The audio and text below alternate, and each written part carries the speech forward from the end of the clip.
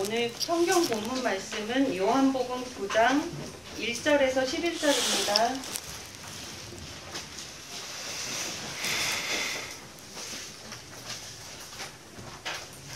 요한복음 9장 1절에서 11절.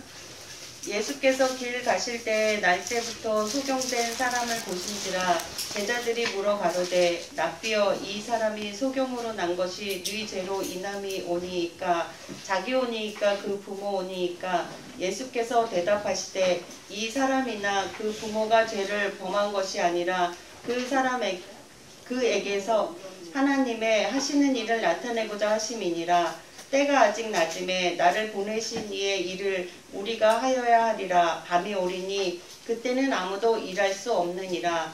내가 세상에 있는 동안에는 세상의 빛이로라. 이 말씀을 하시고 땅에 침을 뱉어 진흙을 이겨 그의 눈에 바르시고 이르시되 실로암 못에 가서 씻으라 하시니 실로암은 번역하면 보냄을 받았다는 뜻이라. 이에 가서 씻고 밝은 눈으로 왔더라.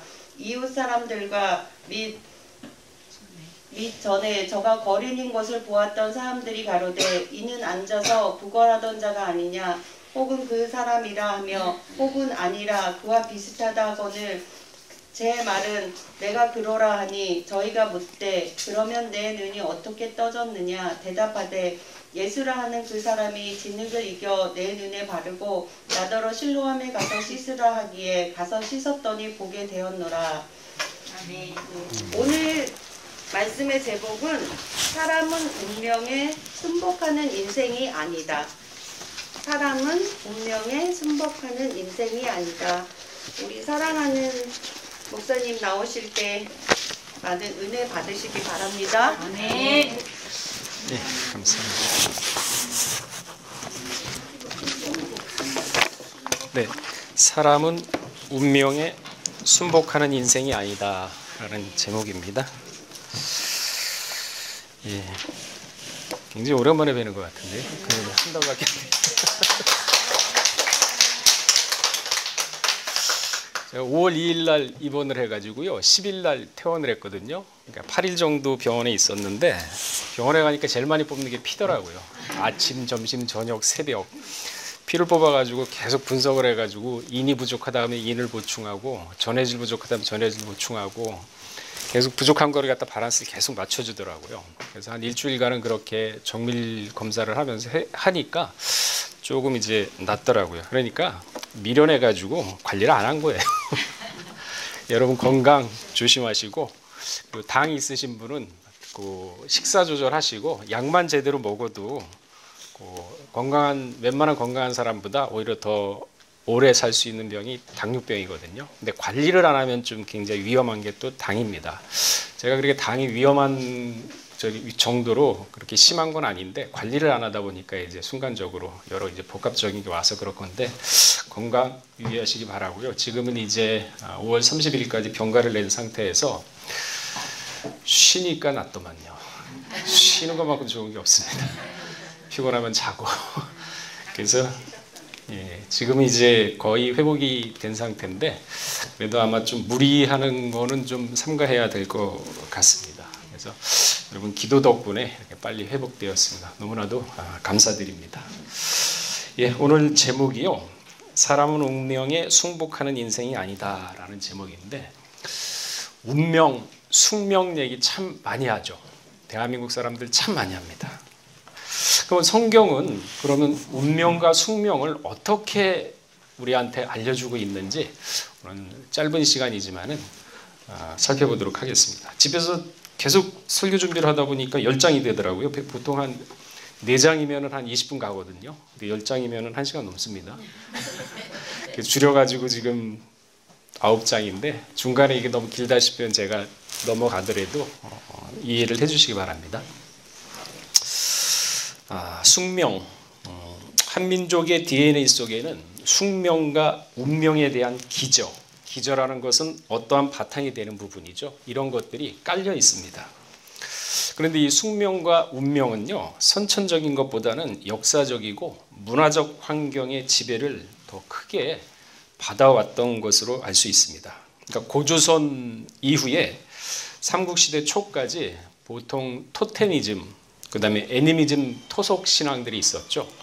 모든 그 나무나 이런 데도 정령이 있다 믿는 게 애니미즘 사상이고, 토테미즘도 거의 비슷한 건데, 이러한 토속 신앙이 지배를 해오다가 그 다음에 삼국시대 초에 와가지고는 그 이제 불교가 전해져 오기 시작을 해죠. 또한 유교가 그 무렵에 전해져 옵니다. 그러면서 이 토속 신앙과 접목이 되는데, 불과 한 30-40년 전까지만 했어도 우리 시골의 할머니들 보면은 부엌에도 신이 있다 그랬지 않습니까? 그죠? 그 부엌에도 신이 있고 선앙당 나무에도 신이 있고 해가지고 새벽에 물 떠다 놓고 그냥 손금이 닳도록 비는 모습 많이 봤지 않습니까? 이러한 기저가 깔려 있는 거예요. 이 한민족의 그 정신 사상 속에는, DNA 속에는 이게 깔려 있는 거죠. 그러다 이제 유교와 불교가 이제 들어오게 되면서 토속 신앙과 접목이 되면서 수천 년간 우리 한민족의 그 삶과 정신에 아주 지대한 영향을 미치게 되죠. 그런데 이 불교와 유교는요, 우리 인간의 삶 자체를 숙명적으로 해석하는 원리를 가지고 있습니다. 그렇기 때문에 조그마한 불행이 닥쳐도 이 한민족 사람은 그것을 운명으로 받아들이면서 극복해내기보다는 이게 운명이야, 내 처지가 그런가 봐 하면서 자포자기하는 모습을 보는 것을 많이 볼 수가 있습니다. 근데 신앙을 가진 교인들도 이러한 모습을 보이는 사람들이 있어요. 그거는 왜 이렇게 성경을 제대로 파악을 하면서 성경을 깨달으면서 숙명과 운명에 대해서 구분을 못하기 때문에 그저 막연하게 받아들이기 때문에 이러한 모습들을 보이게 되죠. 환경이 힘들고 경제적으로 어렵고 고통스럽다 해서 좌절을 하고, 그러면서 또한 자살을 하는 사람들도 많이 있죠. 또 육신적인 장애를 가지게 되면은 인생의 낙오자로 규정을 하고 생을 자포자기하면서 사는 사람도 있습니다. 인생 자체를 시리에 빠져서 원망과 불평으로 삶 자체를 허비하는 사람들도 많이 있습니다. 이렇게 되는 원인은요, 스스로의 운명의 굴레를 벗어나지 못하고 그 안에 갇혀 있기 때문에 그런 것입니다. 한마디로 비관주의고 자포자기하기 때문이죠. 여기에 아까 말씀드렸던 한민족의 토속신앙과 이 기복사상이 접목되면서 물질적 복을 받는 것이 인생 최대의 목적으로 삼는 것이 바로 한민족 사람들입니다. 그 말이 있죠. 개처럼 벌어서 정승처럼 쓴다. 이 말 속에는 한민족의 삶의 목적과 방향이 아주 잘 드러나 있습니다. 그런데 이러한 토속신앙이 그대로 교회에 와서 접목이 되어버렸어요. 그래서 그게 어떻게 나타나냐? 기복신앙. 교회에 오면 복을 바라게 되죠. 토속신앙이 그대로 교회에 와서 접목됐기 때문에 그래서 기복신앙이 생기는 거죠. 그래서 교회 가게 되면 모든 일이 잘 될 거야. 돈도 잘 벌게 되고 모든 일이 잘 풀리면서 남들보다 더 나은 삶, 행복하게 된다는 막연한 기복신앙을 바라게 되죠. 그것이 지금의 한국교회의 현실이 되어버렸습니다. 그러나 교회는요, 육신적으로 잘 먹고 성공하는 것을 목적으로 나오는 것이 아닙니다. 교회는요, 이 모든 것들, 육신적인 것은 사실 부차적인 것입니다. 교회는요, 영혼을 구원하는 것입니다. 그러니까 우리가 명확하게 아셔야 돼요. 그런데 잘못된 기복신앙을 가진 일부 교인들은 교회만 나오면 모든 일이 잘 될 것으로 미신처럼 믿기도 합니다. 그러다가 교회 생활을 하면서 일이 잘 안 풀리게 되면은, 하던 일이 잘 못 되게 되면은 대번에 교회는 잘 나가고 열심히 봉사를 하는데 왜 나는 이래? 일이 안 풀려. 교회 나가도 소용이 없잖아. 자녀는 또 그렇죠. 그렇게 교회 잘 나가면서 엄마 아빠는 왜 그렇게 교회 열심히 하는데 왜 우리 사는 꼴은 이래? 왜 일은 안 풀려? 차라리 시간 내서 교회를 다니느니 그 시간에 인생을 즐기면서 돈을 벌든지 하는 게 더 낫겠다. 그러면서 노후 준비를 하는 게 더 낫지 않겠느냐. 이런 얘기하는 사람들도 있거든요. 그러나 교회는요, 궁극적으로 내세와 영적인 세계를 지향하는 것입니다. 그렇다고 해서 육신의 의식주를 무시하는 것은 절대 아닙니다. 아까도 말씀드렸듯이 영적인 게 먼저고, 이 의식주, 사람이 먹고 입고 자는 처소가 있는 것은 기본적인 생활을 영위하는 데, 생명을 유지하는 데 있어서도 아주 필요한 요소들이죠. 그러면은 교회에서는 뭐라고 얘기를 하고 있습니까? 하나님은 이 세상에 살아가면서 뭐라고 얘기를 하고 있습니까? 먼저 그의 나라와 그의 의를 구하라 하고 말씀을 하고 계십니다. 그러니까 부차적인 의식주 문제는 하나님께서 먼저 그의 나라와 그의 의를 구하고 영적인 것을 완성의 단계, 그리스도의 장성한 분량까지 이루게 되면은 이 부차적인 것은 모두 해결해 주신다고 누가복음 12장 22절에서 25절에도 말씀을 하고 있죠. 우리 좀 늦더라도 한번 읽어보고 갑시다. 그래야 더 확실히 기억이 남고, 집에 가서 읽는 분도 있지만은 여기서 읽는 거하고 집에서 읽는 거하고 감흥이 다르거든요. 혹시 또 까먹고 못 읽는 사람도 있으니까 조금 늦더라도 하나 배우고 가는 게 나을 것 같습니다. 누가복음 12장 22절에서 25절 읽어보겠습니다. 22절 말씀 시작. 또 제자들에게 이르시되 그러므로 내가 너희에게 이르노니 너희 목숨을 위하여 무엇을 먹을까 몸을 위하여 무엇을 입을까 염려하지 말라. 목숨이 음식보다 중하고 몸이 의복보다 중하니라.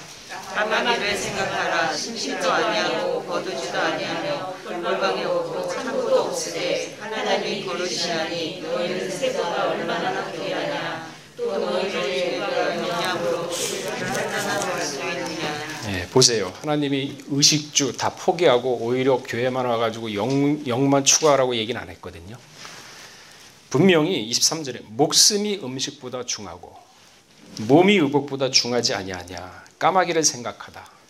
심지도 않고 거두지도 아니하며 골방도 없고 의식주가 없어도 얘네들은 하나님이 기르신다고 얘기를 하고 있습니다. 하물며 우리 사람인데 사람이 영적으로 완전히 성숙하지 못하고 영적으로 아직 장성을 못했기 때문에 이러한 하나님 말씀을 100% 믿지 못하게 되는 거죠. 그러니까 육신으로 치우칠 수밖에 없게 되는 거고. 그래서 로마서에 뭐라 그랬습니까? 영의 생각은 생명이요 육의 생각은 사망이라고 얘기를 하고 있지 않습니까? 마태복음 6장 30절에서 34절에도 보게 되면요, 오늘 있다가 내일 아궁이에 던지는 틀불도, 우리 길에 가면은 틀불 많지 있지 않습니까? 잡초 같은 것도 하나님이 입히신다고 분명히 얘기를 하고 있습니다. 하나님이 입히시거늘 하물며 너희일까 보냐 믿음이 적은 자들아 하고 얘기를 시작을 하고 있습니다. 무엇을 먹을까 무엇을 마실까 염려를 하며 무엇을 입을까 염려하지 말라. 이것은 다 이방인들이 구하는 것이다. 그러니까 이방인들이 세상 것을 추구하고 이방인들이 육신의 것을 추구한다는 얘기를 명확하게 얘기하고 있지 않습니까? 먼저 영적인 그의 나라와 그의 의를 구하면은 영혼이 잘 되죠. 영혼이 잘 되면 하는 일이 잘 됩니다. 왜? 잠언서 3장 6절에 뭐라 그랬습니까? 범사의 주를 인정하라. 그리하면 내 길을 지도하시리라 그랬거든요. 하지 말고 뒷짐지고서 감나무에서 감 떨어지듯이 해주시옵소서가 아닙니다. 하겠다는 의지, 역사, 믿으면 움직이는 역사가 있어야 되죠. 그러면 그 역사하는 사람한테는 하나님이 만사 형통 모든 일이 잘 되게끔 도와준다는 겁니다. 상황을 그렇게 만들어준다는 거죠. 그게 바로 영혼이 잘 되면은 범사의 모든 일이 잘 된다 하는 얘기하고 상통하는 얘기죠. 사람이 지구에 태어나게 된 것은, 여러분 다 지구에 태어났지 달에 태어났나요? 화성에 태어났나요? 금성에 태어났나요? 하나님이 지구에 생명의 존재가 살 수 있게끔 여건을 만들어 놨죠. 그 골드락스 존이라 그러죠.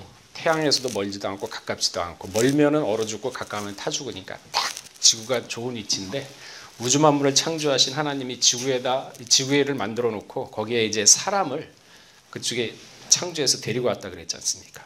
그래서 사람은 그 아담의 후손은 전부 다 지구에서 태어나죠. 지구에서 태어나게 된 것은요, 천국을 가기 위해서 반드시 거쳐야 하는 관문인 것입니다. 그러니까 이스라엘 백성들이 애굽에서 풀무불 같은 연단과 광야 40년 동안 시험을 받은 이유는 단 한 가지, 바로 천국의 모형인 가나안에 들어가기 위해서입니다. 교회도 마찬가지입니다. 사도행전 7장 38절을 보게 되면요, 시내산에서 말하던 그 천사와 우리 조상들과 함께 광야교회에 있었고, 광야를 교회라고 분명히 얘기를 하고 있습니다. 광야교회, 광야교회라고 표현을 하고 있죠. 교회는 마치 출애굽한 이스라엘 백성이 걸어갔던 광야 같은 곳입니다. 그거를 미리 보여주고, 이 세상에 우리가 이 광야 같은 세상에 살아가면서 교회로서의 위치를 명확하게 지키라, 그 얘기를 우리한테 지금 경고를 하고 있지 않습니까? 그래서 광야에서 수많은 생명의 위협과 전쟁이 있으면서 아주 위험천만한 40년을 거쳐서 가나안에 들어갔던 이스라엘 백성처럼 사도행전 14장 22절에도 보게 되면요, 제자들의 마음을 굳게 하여 이 믿음에 거하라 권하고 또 우리가 하나님 나라에 들어가려면 많은 환난을 겪어야 된다라고 분명히 얘기를 하고 있습니다. 환난 안 겪습니다. 겪습니다. 광야의 길이 위험과 고난이 함께했던 것처럼 우리의 신앙생활도 역시 마찬가지입니다. 야곱이 그러했죠. 다윗이 그러했습니다. 요셉도 그러했고 욥도 그러했습니다. 그 야곱은 형 에서로부터 장자권을 빼앗은 후 생명의 위협을 느껴서 바단 아람에 20년 동안 있으면서 그 삼촌이 10번이나 번역을 했다는 얘기는 완전히 계약을 갖다 위반했다는 얘기거든요. 그렇게 10번이나 번역을 하고 도저히 삼촌의 비인간적인 행위를 위해서 가족과 함께 도망 나왔지 않습니까? 근데 라반한테 잡혀서 우여곡절 끝에 화합을 했지만 나중엔 또 에서를 만나게 되죠. 400명의 군사를 끌고서 야곱을 죽이겠다고 옵니다. 그러니까 야곱은 또 하나님께 압박강에서 기도하면서 에서의 칼날에서 어떻게 하면 살아날 수 있는가 하면서 간절히 기도를 하자 에서의 마음을 하나님이 돌이켜서 화평을 하게 했죠. 거기서 끝났나요? 또한 그 딸 디나가 세겜 땅에 가서 구경하러 갔다가 강간당하죠. 그거를 갖다가 참다 못해서 시몬과 루벤이 세겜 사람들을 갖다 할례를 빌미를 다 죽여버립니다. 그러자 야곱이 생명의 위협을 느껴서 또 베델로 도망을 갑니다.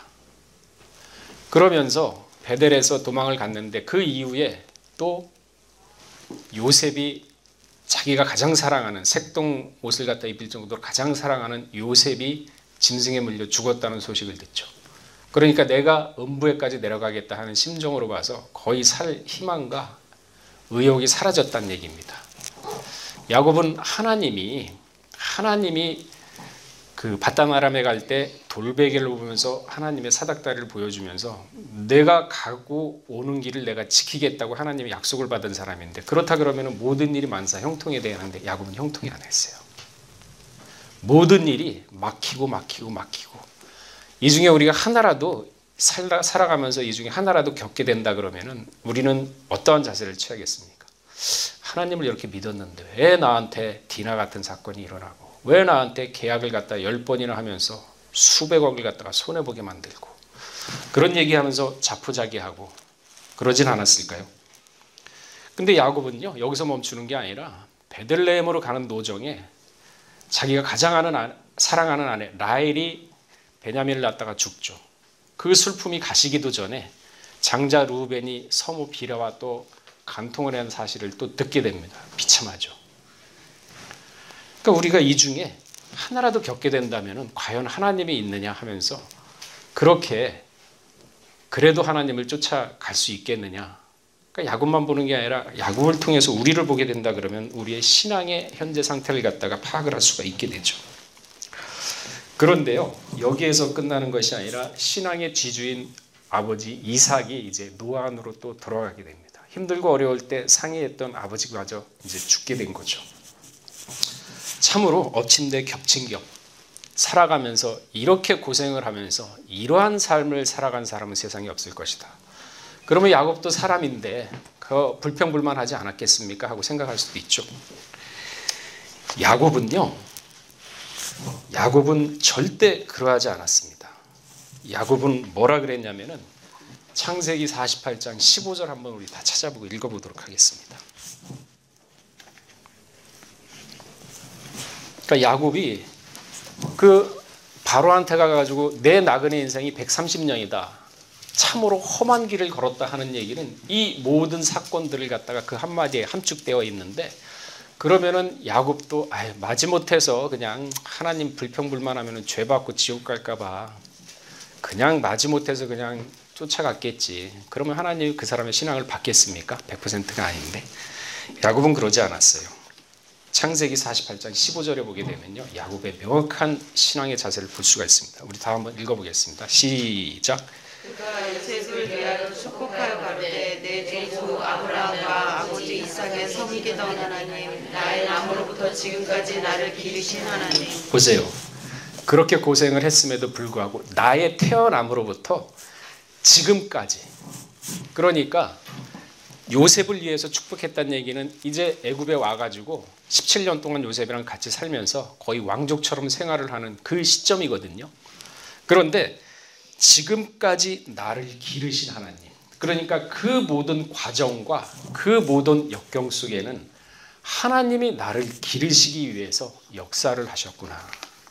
믿지 않는 사람은 이건 숙명이야 하면서, 이건 운명이야 하면서 자포자기하죠. 근데 야곱은 그러지 않았습니다. 모든 일이 내가 가는 일거수일투족이 범사의 주를 인정했던 것입니다. 그러니까 하나님이 그 길을 인도했던 것이죠.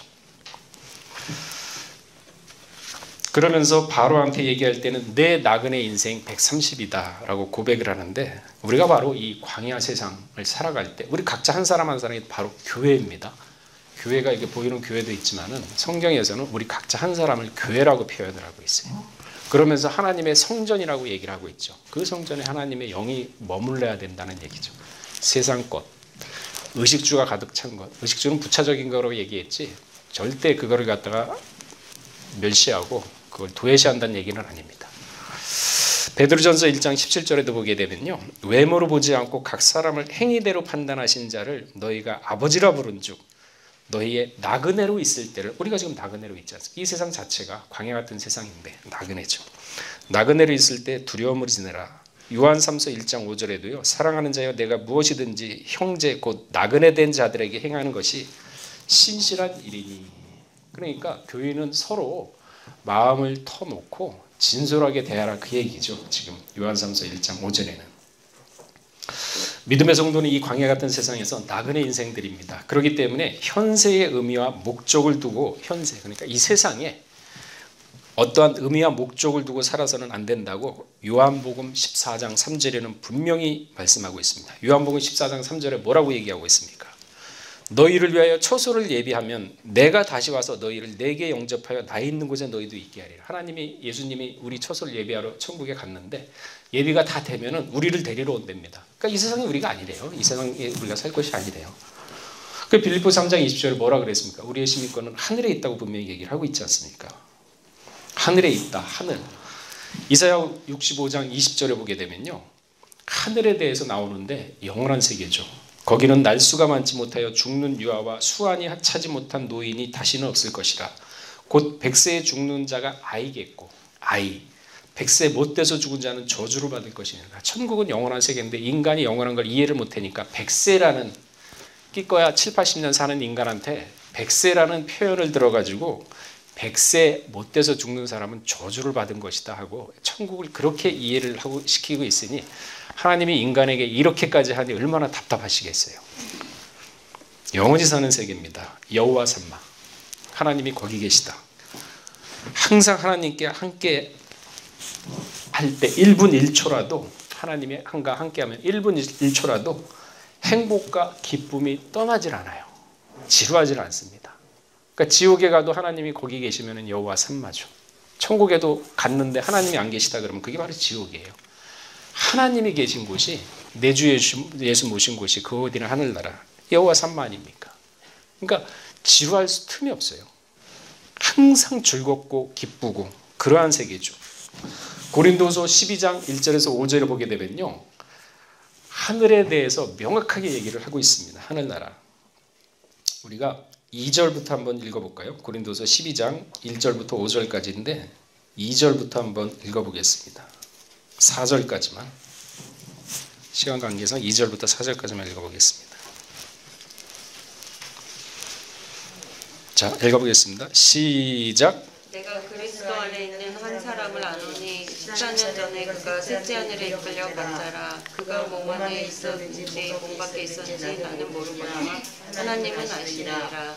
내가 이런 사람을 아노니 그가 몸 안에 있었는지 몸 밖에 있었는지 하나님은 아시느니라. 그가 낙원으로 이끌려가서 말할 수 없는 말을 들었으니 사람이 가히 이르지 못할 말이. 보세요. 그러니까 그리스도 안에 있는 한 사람을 아노니, 분명히 천국을 갔다 왔는데 육신까지 같이 갔는지 아니면 육신은 있는데 영혼만 갔다 왔는지 자기는 모르겠대요. 그러나 분명히 갔다는 걸 확실하게 얘기하지 않습니까? 몸 안에 있었는지 몸 밖에 있었는지 나는 모르거니와 뭐 하나님은 아시겠지. 그러나 나는 가서 봤다. 여러분 천국이 셋째 하늘까지 있다는 게 분명히 여기서 나타나지 않습니까? 그죠? 달과 같은 영광, 별과 같은 영광, 해와 같은 영광, 물고기 같은 영광, 짐승의 같은 영광 다 다르다고 했지 않습니까? 천국에도 분명히 셋째 천국이 3층청이라는 걸 알 수 있어요. 그러니까 노아 때도 예언을 했지 않습니까? 노아 방주가 몇 층으로 되어 있습니까? 3층으로 되어 있잖아요. 그러니까 4절에 보게 되면요, 이 3층정에 갔는데 그가 낙원에 이끌려 천국에 이끌려 가가지고 말할 수 없는 말을 들었으니 사람이 가히 이르지 못할 말. 우리가 이 지구상에 살면서 아무리 놀래더라도 그 말들을 갖다가 우리가 감당하지 못할 말은 없어요. 다 감당할 수 있습니다. 그 사람 얼마 벌었대? 수십조 벌었대. 놀랄 뿐이지 야 대단하다 감당하거든요. 근데 천국 세계는 여기는 분명히 그러죠. 사람이 가히 이르지 못할 말을 들었다 그랬습니까? 무슨 말을 들었는지 상상도 못하는 세계가 바로 천국이에요. 그래서 로마서 8장 24절에 보이는 소망이 소망이 아니니 보이는 소망을 누가 바라래요? 보이는 소망, 보이지 않는 소망이 바로 구원을 얻는다. 그러니까 천국에 대한 소명, 이 세상의 현세가 아니라 운명이고 숙명적으로 사는 것이 아니라 내세, 천국을 바라보고 살면은 사람 생각하는 대로 되거든요. 천국에 대한 소망을 갖고 살면은 그만큼 천국에 대한 소망이 가슴에서 불어납니다. 그러면서 점점 그게 커져요. 그러면서 세상에 살면서 사소한 일들을 이 천국의 소망으로 능히 이겨낼 수 있을 정도로, 그래서 로마서 8장 24절에 그 말씀이 있는 거예요. 소망으로 구원을 얻었다 얘기를 하고 있는 것입니다.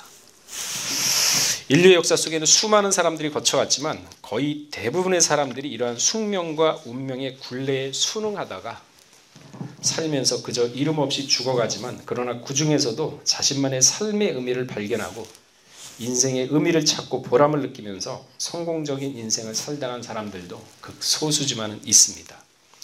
이처럼 성경에서는요, 숙명과 운명은 없다고 우리에게 강하게 알려주고 있습니다. 운명 믿습니까? 그 이유는요, 예수님이 존재하기 때문입니다. 오늘 본문은 날 때부터 소경된 자가 예수를 만나면서 그의 운명이 바뀌는 장면입니다.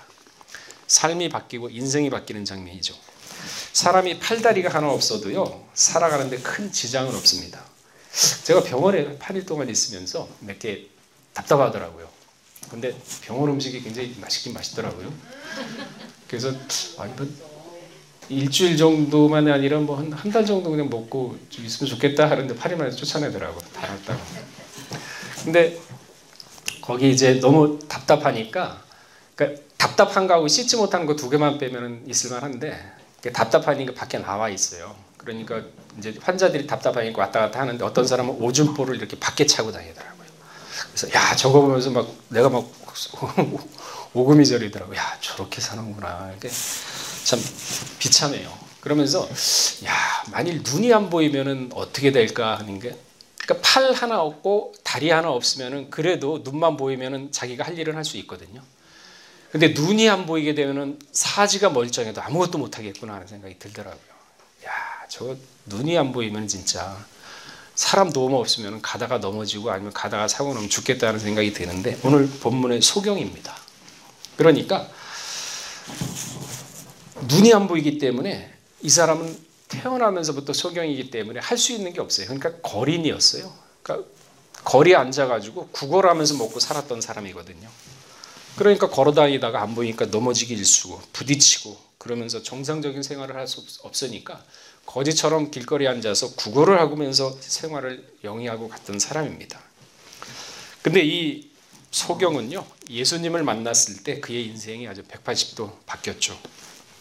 땅에 진흙을 이어서 눈에 바르고 실로암에 가서 씻으라 명령에 소경은요, 예수님의 말씀대로 순종을 하자 눈을 뜨게 된 것입니다. 아니 뭐 지저분하게 내가 왜 그거를 합니까? 나야 뭐 인생 포기한 사람입니다. 왜 나한테 그렇게 장난칩니까? 할 수도 있거든요.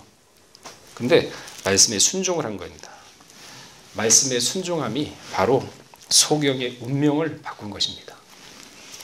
요한복음 9장 3절을 보게 되면요, 예수님이 대답하시되 이 사람이나 그 부모가 죄를 범한 것이 아니라 그에게서 하나님이 하시는 일을 나타내고자 함이라. 그러니까 소경을 통해서 하나님의 구속의 역사를 이루시고 그 기적을 보면서 모든 사람이 하나님을 인정을 하고 돌아오기를 바랬던 구속의 한 역사로서 쓰였던 사람이 바로 소경입니다.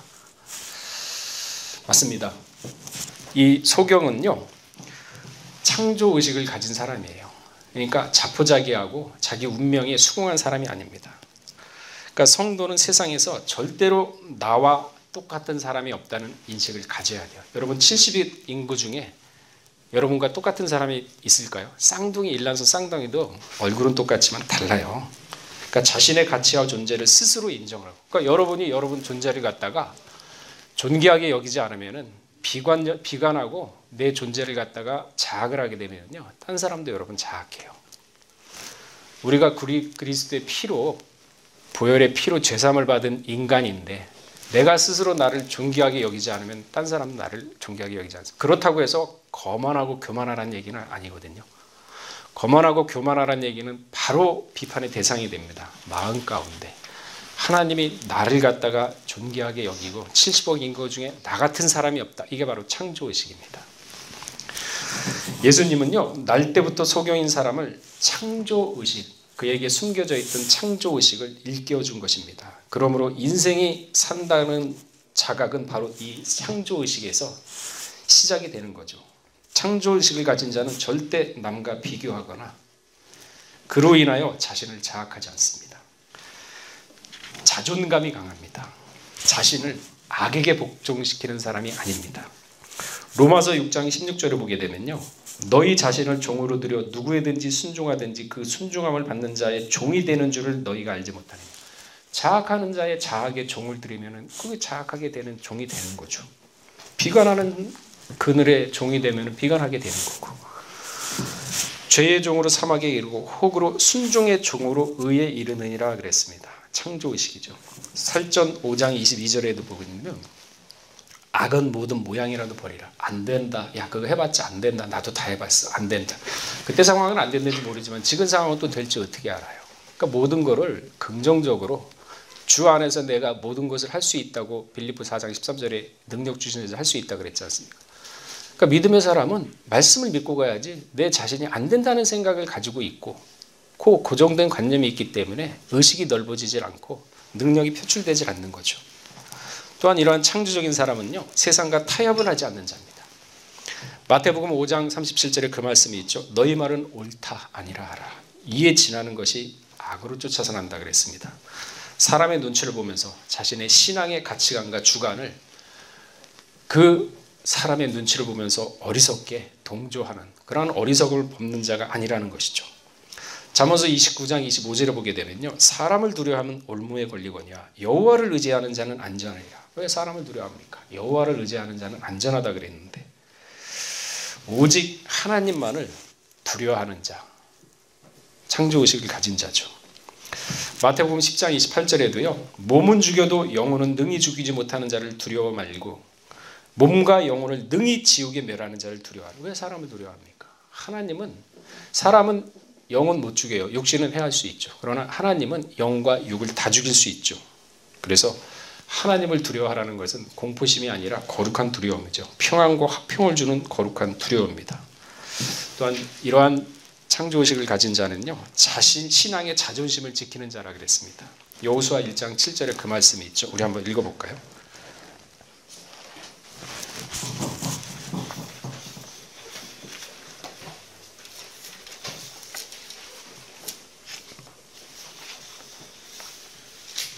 자, 여호수아 1장 7절 말씀. 자, 읽어보겠습니다. 시작. 오직 너는 마음을 강하게 하고 극히 담대히 하여 나의 종 모세가 네게 명한 율법을 다 지켜 행하고 자로나 우로나 치우치지 말라. 그리하면 어디로 가든지 형통하리로다. 그러니까 여러분, 형통 주십시옵소서 기도하는 것보다 여기 읽어보세요. 마음을 강하게 하라 그랬죠. 여호수아는요, 모세 대신에 200만 명을 이끌어갈 그러한 위치에 지금 올라갔는데 이 위치에 올라간 여호수아에게 하나님이 첫 일성이 뭐라 그랬습니까? 마음을 강하게 하라 그랬어요. 그리고 담대히 하라, 극히 담대히 하라 그랬어요. 나의 종 모세가 내게 명한 율법, 그러니까 말씀을 다 지켜서 행하고 좌로나 우로나 치우치지 말라 그랬습니다. 이 얘기 들으면 이걸까? 저 얘기 들으면 저걸까?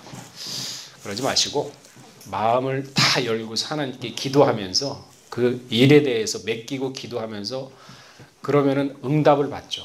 아, 이거 이렇게 해야 되겠구나. 그러면 그 응답 딱 믿고 나가면 돼요. 누가 뭐라고 얘기하면은 좌로나 우로나 치우치지 말고. 그러면 어떻게 된다고요? 형통이 여기에 있다 그랬습니다. 이러한 삶을 살아야 형통 된다고 분명히 얘기를 하고 있잖아요. 형통 주시옵소서 하는 게 아니라 신앙은요, 모험이에요. 신앙은 생활이고 그러니까 머릿속에 관념이 아닙니다. 이러한 말씀을 믿고 의지하고 생활 가운데 한번 부딪히면서 체험을 했을 때 그건 내 것이 됩니다. 그러지 않고 막연하게 머릿속에서 머문다 그랬을 때는 절대 그건 자기 것이 안 되죠. 그러니까 푸는 것만큼 내 거라고 얘기하지 않습니까? 좌로나 우로나 치우쳐서는 안 됩니다. 오직 말씀대로 살아가야만 형통하다고 분명히 얘기를 하고 있습니다. 자, 말씀을 정리하겠습니다. 아까 빌립보 4장 13절에 내게 능력 주시는 자에서 모든 것을 할 수 있느니라. 그러니까 내가 하겠다 이거보다도 내 능력이 요거밖에 안 된다.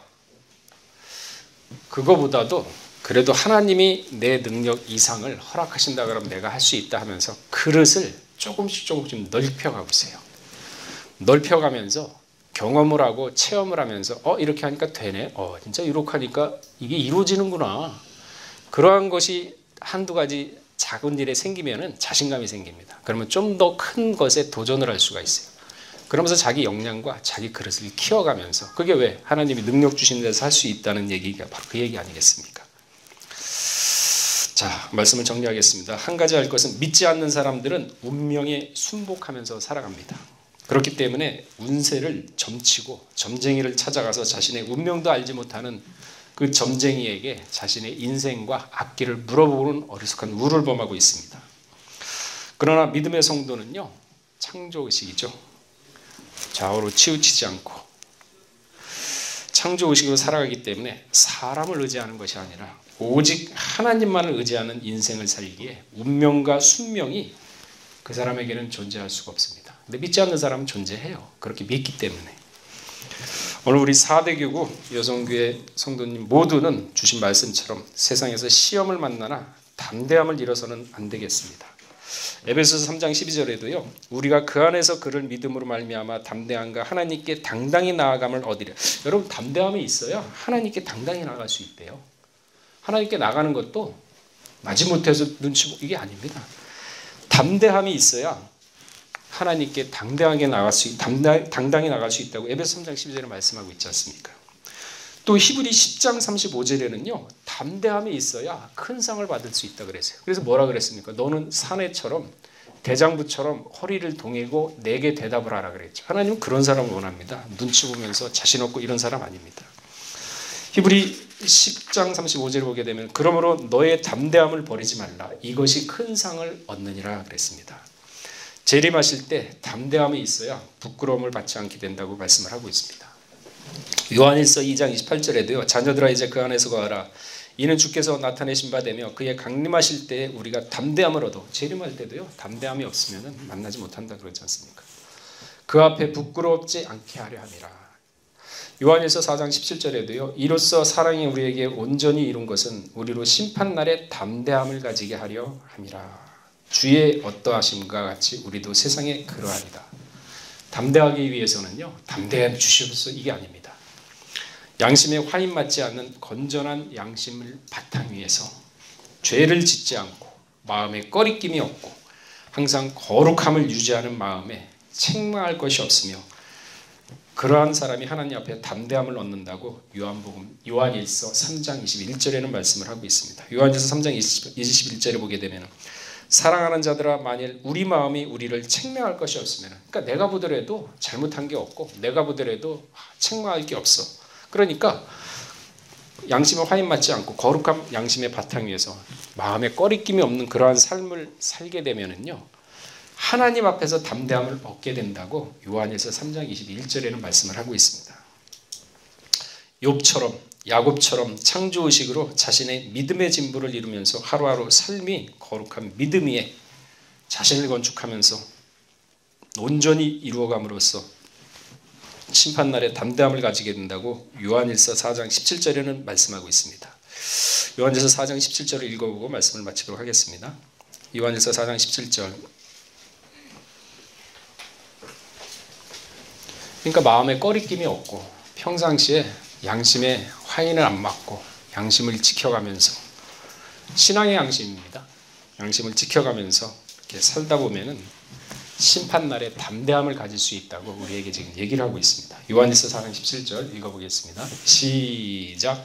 이로써 사랑이 우리에게 온전히 이룬 것은 우리로 심판날에 담대함을 가지려 함이니 주의 어떠하심과 같이 우리도 세상에서 그러하니라. 보세요. 사랑이 우리에게 온전히 이룬 것. 예수 그리스도의 사랑, 이 세상에 비교할 게 있나요? 그 사랑을 누구 때문에? 우리 각자 때문에 주신 건데, 그 사랑을 온전히 이룬 것은 심판날에 담대함을 얻게. 여러분 죄 지었다 그러면은 죄 진 거 가지고 야, 나 이거 예전에 죄 졌는데 이거 어떡할까 하면서 굉장히 그 죄를 갖다 떨쳐내지 못하면서 항상 마음에 고리처럼 남겨놓는 사람이 참 많습니다. 그게 올무가 돼요.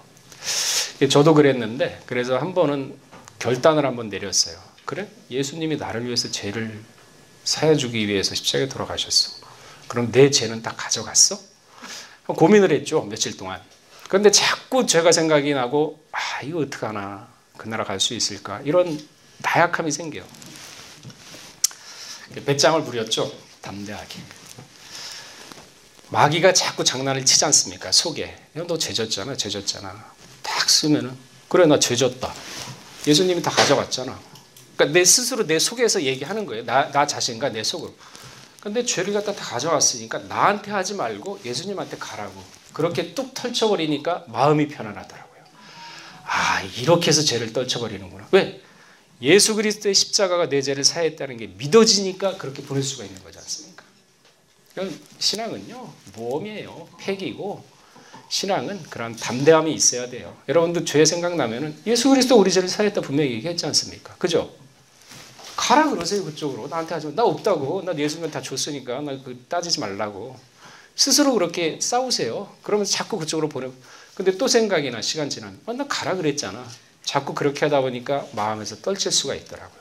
그러면서 죄를 짓지 말아야겠다 하면서 자꾸 마음을 다짓게 되고, 그러한 것들이 쌓이면 담대함이 늘어나고 담대함으로 하나님께 나아갈 수 있다는 것이죠. 그러니까 신앙은 생활입니다. 막연하게 주시옵소서가 아닙니다. 하나씩 하나씩 이렇게 알아가면서 그렇구나. 목사님이 얘기한 게 이렇게 하면 이 생활 가운데 이렇게 해야 되는구나 하면서 체험을 하시고, 그 체험으로써 내가 살아있는 신앙을 가질 때, 남한테 이 말씀을 전파할 때도 살아있는 신앙은요, 상대방의 심금을 울립니다. 성령의 감동을 줍니다. 그거는 살아있는 전도의 말씀이 되는 거죠. 머릿속에 있는 것이 아닙니다. 그래서 오늘 운명과 숙명은요, 그리스도인에게는 절대 상관이 없습니다. 믿지 않는 사람들한테는 상관이 있죠. 왜? 믿는 대로 되니까. 그 이유는 예수님이 우리에게 존재하기 때문에, 그 사랑이 우리한테 있기 때문에 담대하게 하나님에 나갈 수 있기 때문에 운명과 숙명은요, 우리 것이 아닙니다. 그것은 기도함으로 능히 헤쳐나갈 수 있고 하나님이 또한 선한 길로 인도한다는 것을 우리 사대교회 성도님 믿으시기 바랍니다. 다 같이 기도하겠습니다. 사랑하신 하나님 아버지, 이 세상에는 수많은 믿지 않는 사람들이 더욱더 많이 있습니다. 그들과 함께 살면서 그들이 자연스럽게 여기는 운명과 숙명이 믿는 사람들도 사회생활을 하면서 본의 아니게 귀로 듣게 되고 또한 마음속에 본의 아니게 스며드는 경우가 너무나도 많습니다. 아버지 하나님, 그럴 때일수록 우리 믿음의 성도들 마음을 다스리게 하여서 좌우로 치우치지 않고 옳으면 옳고 아니면 아니라 하는 지혜를 허락하시사, 또한 그러한 담대함을 허락하시사 악의 모양을 버리고 오직 선만 취함으로 말미암아 하나님 앞에 시간이 갈수록 그 나라가 다가올수록 저희 담대하게 나갈 수 있는 신앙의 장성함을 이루는 사대교구 모든 가정 될 수 있도록 은혜를 더하여 주시옵소서. 모든 말씀 빌고 나올 때 존귀하신 예수 그리스도 받들어 감사하며 기도를 드렸사옵나이다. 아멘.